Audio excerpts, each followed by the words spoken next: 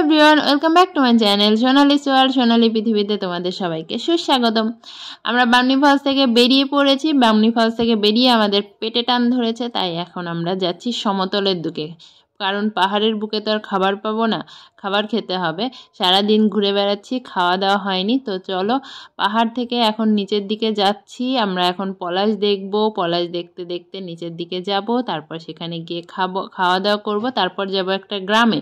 Already তোমরা বুঝতে পেরেছো কোথায় যাব, তো সেখানে গিয়ে তোমাদের দেখাচ্ছি। চলো আগে খাওয়া দাওয়া করে নিই, আর ততক্ষণ তোমরা পলাশ ফুল দেখতে থাকো, উপভোগ করতে থাকো পলাশ ফুলের সৌন্দর্যকে।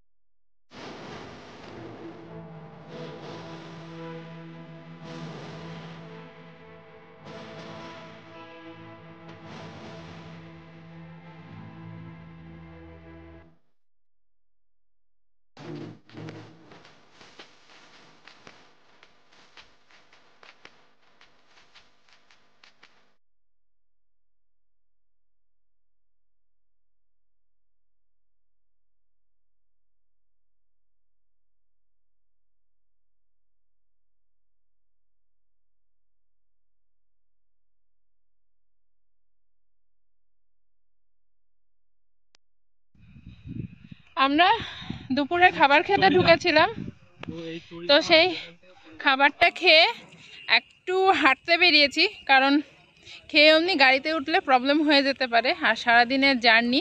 আর এখন আমরা যাব চড়িদাতে, আর এই রাস্তা ধরে আমরা যাচ্ছি। যেখানে যাচ্ছি সেখানে ছৌ নাচের যে মুখোশ হয় সেইগুলো পাওয়া যায়, তো আমরা সেখানেই যাচ্ছি। ছৌ নাচের যে মুখোশ সেইগুলো পাওয়া যায়, সেখানেই যাচ্ছি। তো চলো হাঁটতে হাঁটতেই যাব, খুব বেশি দূর না, এটা নিজেদের পক্ষে একটু ভালো হবে খেয়ে উঠে হাঁটাটা, কারণ এরপর আরও জার্নি আছে। তো চলো এই গ্রামে গিয়ে কথা হচ্ছে।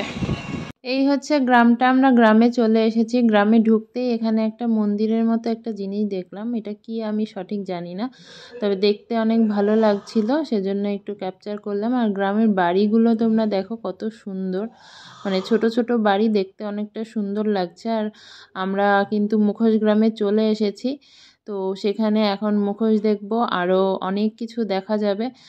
সবটাই দেখতে থাকো, আমি আর বকবক করছি না, এখন তোমরা শুধু এনজয় করো। আমরা কিন্তু গ্রামে অলরেডি পৌঁছে গেছি।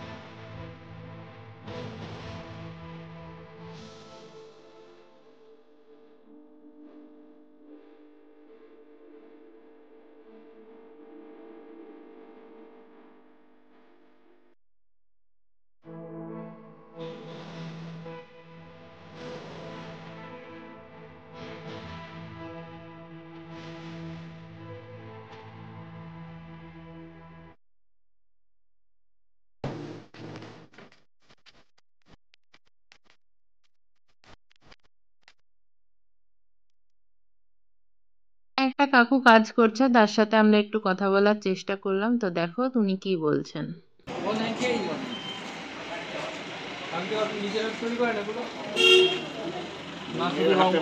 পরের হাতে কোনো কাজ হয়? কথাটার কোনো অর্থই হইছে না। প্রশ্নটাই ভুল হয়েছে। নিজের হাতে না পরের হাতে কি কাজ হয়?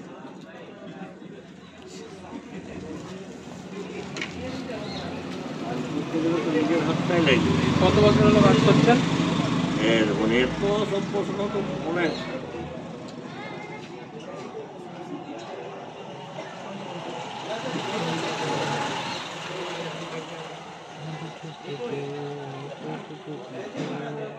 এগুলোর দাম কেমন আছে? এই যে এগুলো করে রেখেছেন 350 টাকা পিস। পুরোটাই মাটি, তাই তো? মাটির না, তাহলে কাগজ কাটা। কাগজ। কাগজ।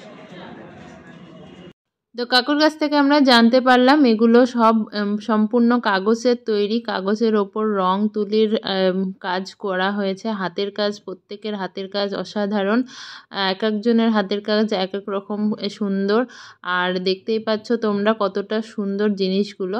আর এগুলো আমরা সত্যিই জানতাম না যে কাগজ দিয়ে তৈরি হয়। আমরা ভেবেছিলাম মাটি দিয়ে তৈরি। তারপরে আমরা হাতে নিয়েও দেখলাম যে অনেকটা হালকা। মাটি দিয়ে তৈরি হলে ভারী হতো জিনিসগুলো। আর এখানে পুরো গ্রামটা জুড়ে ঘরে ঘরে এই একটাই কাজ, একটাই এখানে মুখোশ তৈরি এবং মুখোশ বিক্রি হচ্ছে। তো সেগুলো আমরা পুরোটা ঘুরে দেখলাম। তোমরাও দেখো কেমন লাগছে, নিশ্চয়ই ভালো লাগছে। ভালো লাগলে কিন্তু লাইক করতে ভুলবেন আর কমেন্ট করে জানাবে কেমন লাগলো আর কোন মুখোশগুলো, কোন কাজগুলো তোমাদের ভালো লাগলো। তো চলো পুরোটা দেখতে থাকো আর কেমন লাগছে অবশ্যই কিন্তু জানাবে।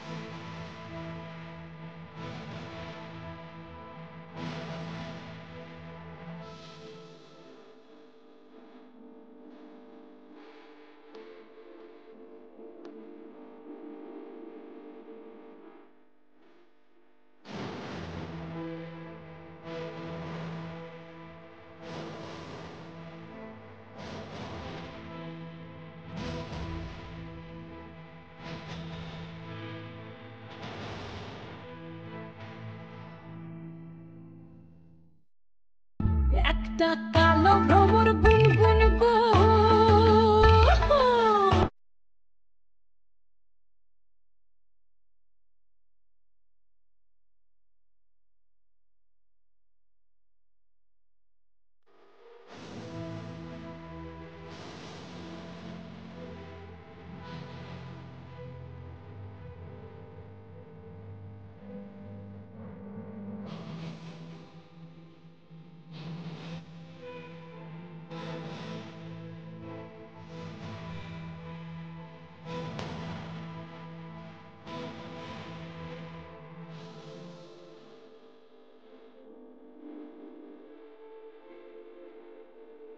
পুরুলিয়া তথা পশ্চিমবঙ্গের ঐতিহ্য হচ্ছে ছৌ নাচ। আর তারই আদলে তৈরি করা হয় এইসব মুখোশ এবং তার সাথে বিভিন্ন রকম পট যা আমাদের ঘর সাজানোর কাজে আমরা লাগিয়ে থাকি আমাদের ঘরের শোভাবর্ধন করার জন্য।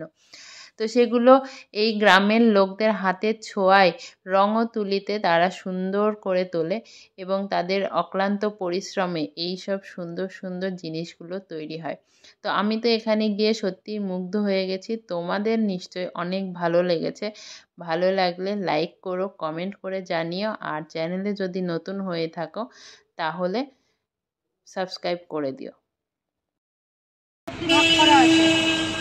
আমরা চড়িদা গ্রামটা দেখালাম। এখানে ঘরে ঘরে একই জিনিস, মুখোশ। চড়িদা একই জিনিস, এই মুখোশ যেটা ছৌ নাচে ব্যবহার হয়। আর আমরা ঘরে সাজানোর জন্য অনেক কিছু নেই, সেই মুখোশগুলো এগুলো সব কাগজের তৈরি, মাটির কিন্তু নয়। তো সেটা দেখিয়ে দিলাম তোমাদের। আর এখান থেকে এই গ্রাম থেকে আমরা এখন বেরিয়ে যাবো। পুরো গ্রামটাই যতটা যাব সবটাই এই একই জিনিস। তো আর আমরা সেজন্য গেলাম না। এরপর আরো একটা স্পট বাকি আছে আমাদের, সেখানে যেতে হবে, সেই কারণে বেরিয়ে যাচ্ছি। চলো, এই গ্রামের ব্লগটা এখানে শেষ করছি।